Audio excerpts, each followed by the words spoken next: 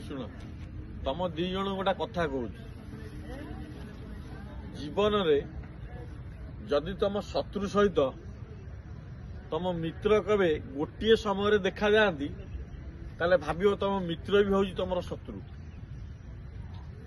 ଠିକ କଥା ହେଲା। ହଁ ଶତ୍ରୁ ତ ଖୁଲମ ଖୁଲା ତମର ଶତ୍ରୁ ହେଇଥାଏ ହଁ କିନ୍ତୁ ଯୋଉ ମିତ୍ର ତମ ଶତ୍ରୁ ସହିତ ମିଶିଥାଏ ସିଏ ତମ ପଛପଟରୁ ଆଟାକ୍ କରିଥାଏ।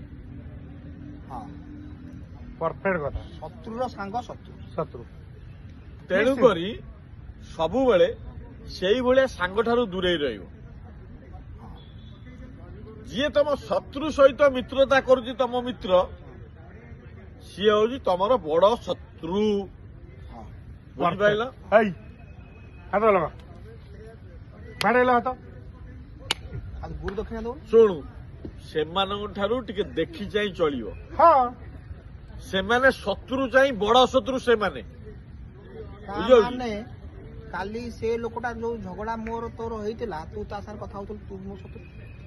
ହଁ ଶତ୍ରୁ ସହିତ ନିଜ ମିତ୍ର ଯଦି ମିଶେ ତମେ ଜାଣିବ ସିଏ ବି ତମ ଆରେ ଶତ୍ରୁ ସହିତ ମୁଁ କଣ ସମାନ। ଖାଲି ପଚାରୁନୁ ଯୋଉମାନେ ଭିଡିଓ ଦେଖୁଥିବେ ସେ ଭାଇଙ୍କର ଏମିତିଆ କେତେ ସାଙ୍ଗ ଥିବେ ହଁ ରାଇଟ୍। ପଚାରେ ଭାଇ ମାନେ ଆପଣ ମାନଙ୍କୁ ଗୋଟିଏ ରିକ୍ୱେଷ୍ଟ ଆପଣ ମାନେ ସବୁବେଳେ ମନେ ରଖିବେ ଆପଣଙ୍କ ଶତ୍ରୁ ସହିତ ଯଦି ଆପଣଙ୍କର କୌଣସି ମିତ୍ର ମିଶୁଥାଏ ତାହେଲେ ଜାଣିବେ ଯେ ସେ ମିତ୍ର ବି ହଉଛି ସେ ଶତ୍ରୁ ସହିତ ସମାନ।